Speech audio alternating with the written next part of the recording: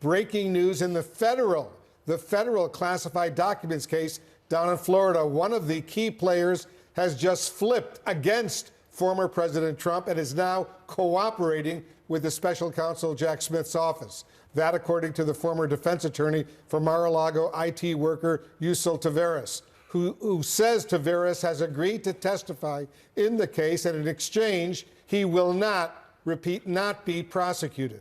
Both Taveras and Carlos de la Vieira, the club's property manager, were initially suspected of giving false testimony after denying allegations that they tried to erase incriminating security camera footage.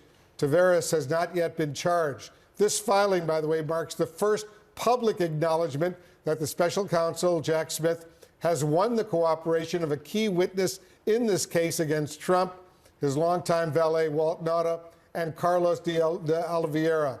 Our panel is back with me. Paula, you've been covering this for a while. So what does this mean for the special counsel's case? Well, as you just said, this is significant because this is the first acknowledgement the special counsel has secured the cooperation of a key witness.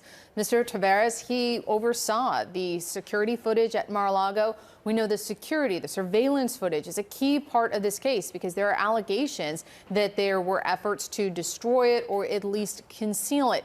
So we've also learned that one of the things that prompted this cooperation deal was the threat of prosecution. He was threatened with possibly being prosecuted. So in exchange for not facing charges, he has agreed to testify in this case. And that's interesting because we also know Walt Nauta, the former president's co-defendant, also faced the threat of prosecution, but he did not flip, which is part of how he became the former president's co-defendant. Now, one other thing that's going to complicate this is Walt Nauta and Mr. Taveras were at one time represented by the same person, Stan Woodward. He is a frequent character in this case. He represents a lot of people. He is paid by a Trump-aligned political action committee. So once Yuscil Taveras decided to sort of change the story that he was giving prosecutors, agree to cooperate, right before that, he changed lawyers. So he is no longer represented by Stan Woodward, but it could still be an issue, particularly if he was to testify at trial. He could possibly be cross-examined by his previous lawyer. So that's something that the judge is seeking briefings on. That's something they're going to have to work out.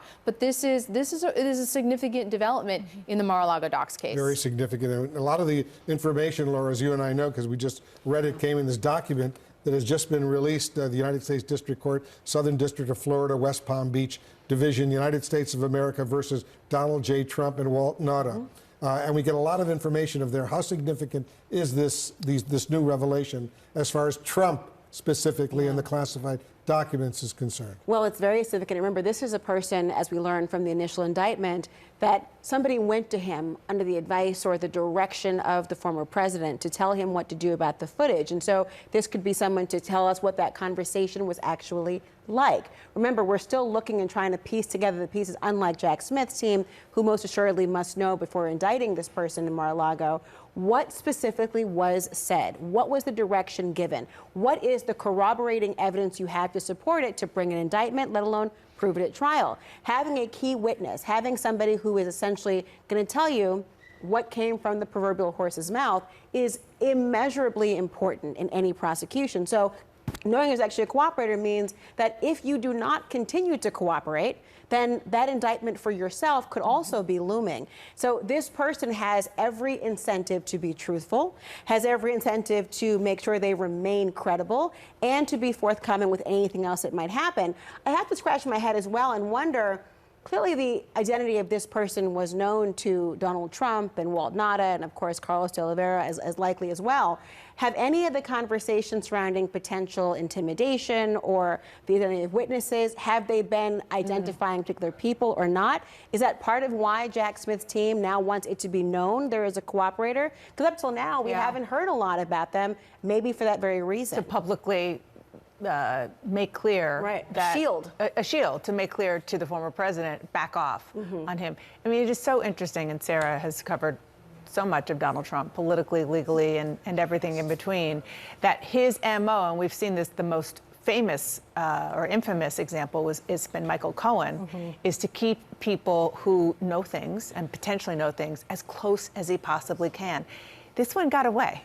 Right. And this is somebody who has the potential to know a lot, has to know a lot, or else the prosecutor wouldn't have given him a deal. And I think we should note that we aren't learning this because Jack Smith necessarily wanted to share this with us. We're learning about it because there is this dispute about Stanley Woodward, the attorney at the center, whether there's a conflict involving him. And that's how this is coming up in these filings, is to sort of note that now there is this cooperation agreement for Yuscil Taveras, that before, according to Stan Woodward at least, that this was not a cooperation deal that was on the table when he was representing Taveras. But I think, Dana, to your point, Trump has been able to keep a lot of people in the fold in this case who do have a lot to lose. People like Walt Nauta and Carlos de Oliveira, who are now charged as part of this case. So to see Yuscil Taveras break away and get his own attorney and move away again from sort of the cushiness of the Trump PAC-funded lawyers and outside of that circle, it's not something we see very often. Very quickly, this is the nightmare for Trump,